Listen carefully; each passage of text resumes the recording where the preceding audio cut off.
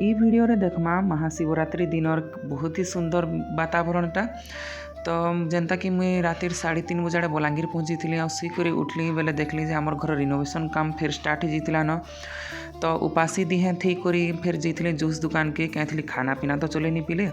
माँ दीदी are more लगी 3टा फ्रूट जूस आनी पकई तारपरे सभे बाहरी जाइलु कगाँव थिला धवलेश्वर बाबांकर मंदिर के दर्शन करवार लगी। जेहेतु उपास देहे थी गोटे मनटे भी थी बाबांकर दर्शन कले गोटे मन भी शांति हेसी। तो इने मेला भी लगी बहुत ही सुंदर डेकोरेशन सब आड़े होता। आउ भीड़ जे नी कहन जेन प्रचुर मात्रा रे थिले जे लोकंकर कहते श्रद्धालु माने भी एते बेस परिमाण रे पूरे आयसन के बाबांकर दर्शन लगी।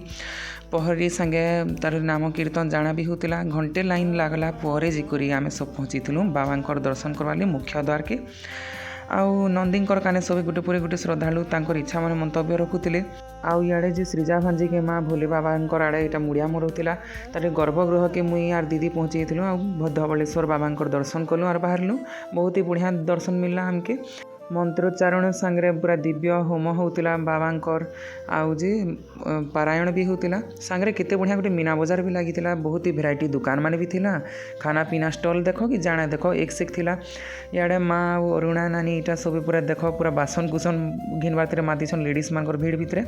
घर के आला जेन फ्रूट जूस आनी गोटे ग्लास पीदेली।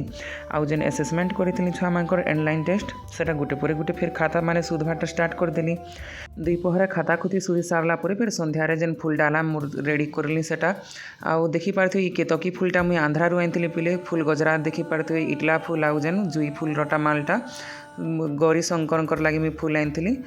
आउ जिते जाना है गोटे मंतव्य आउ मान्यता होचे भोले बाबा को थोड़े वर्ष को घे शिवरात्रि केतकी फुलटा निश्चय चढ़ाएसी। आउ सांग मानकर सांगे इने जागर राति आमे जोगी थिलु प्रीतम भाई रमन नीतीश नितिन थबीर मुई आउ रुद्र भाई करी सभेटा उजागर रही महादीप दर्शन लगी। आउ पूजा पाठ सब महा आलती हो सारा बाबांकर तारपर पहड़ पड़ला रातिर केते 1:30 खणे आड़े होता मैक्सिमम। आउ बहुत ही सुंदर लगला एक्सपीरियंसटा बहुत ही भल भी लगला बाबांकर दर्शन करिना। घर के आसिकिना फिर माँ बनी देथिला पूरी गरमा गरम आलू तरकारी सेटा खाई देथिली। आशा अच्छी ब्लॉगटा भल लगी पिले फिर भेटमा नेक्स्ट ब्लॉग रे।